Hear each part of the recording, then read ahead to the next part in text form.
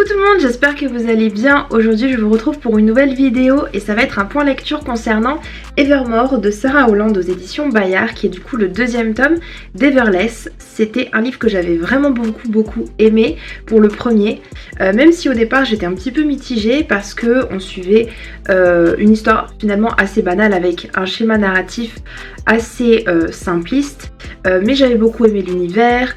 On se retrouve dans un univers où les gens peuvent vendre leur vie, donc vendre leur sang, qui après est transformé en pièces d'argent, en pièces de monnaie.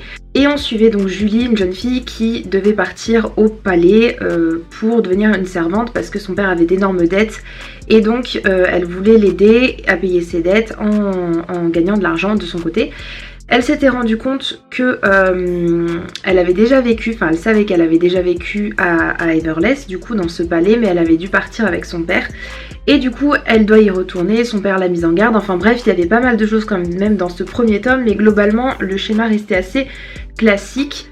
Et à la fin il y a eu un gros retournement de situation et ce qui a mis un petit peu en doute tout ce que je pensais avant. Et donc dans ce deuxième tome on se concentre plutôt sur le passé de Julie, sur ses ancêtres et le fait qu'elle a vraiment une capacité particulière, qu'elle a une position particulière. Je vais pas trop en dire et comme c'est aussi le deuxième tome je vais éviter de trop spoiler aussi. Mais ce deuxième tome je l'ai beaucoup aimé aussi, je trouve que l'écriture est très fluide, l'univers encore une fois est très intéressant. Comme je vous l'ai dit juste avant, c'est ici plus une quête d'identité. Julie va partir à la recherche de son passé et elle va vouloir tuer une certaine personne. Et donc elle voit un peu comme des flashbacks dans son esprit. Elle découvre qu'il y a un poignard, ou en tout cas une sorte de dague, une épée, enfin quelque chose comme ça. Et donc elle va tout faire pour essayer de découvrir où est cachée cette chose-là. Et pour essayer d'empêcher du coup l'autre personne de lui faire du mal parce que l'autre personne veut en retour la tuer aussi.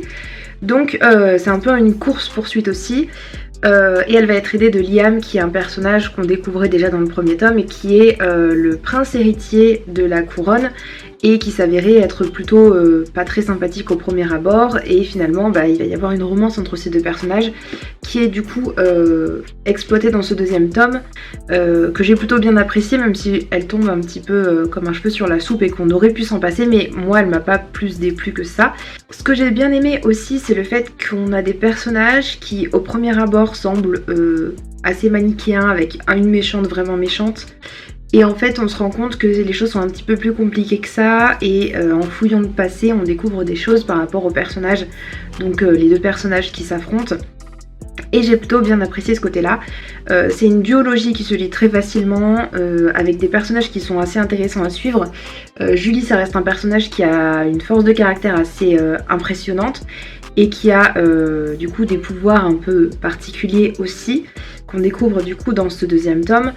Et voilà, globalement j'ai beaucoup apprécié cette série, c'est assez court, ça se lit très bien encore une fois, et moi qui ai un petit peu du mal avec les univers de fantasy, je trouve que celui-ci est assez simple et assez compréhensible. Donc voilà, je peux que vous conseiller cette petite série si ça vous intéresse. Voilà, je vais m'arrêter là pour mon avis pour ce livre. Si vous l'avez lu, n'hésitez pas à me dire en commentaire ce que vous en avez pensé, et je vous dis à bientôt dans une prochaine vidéo. Ciao ciao!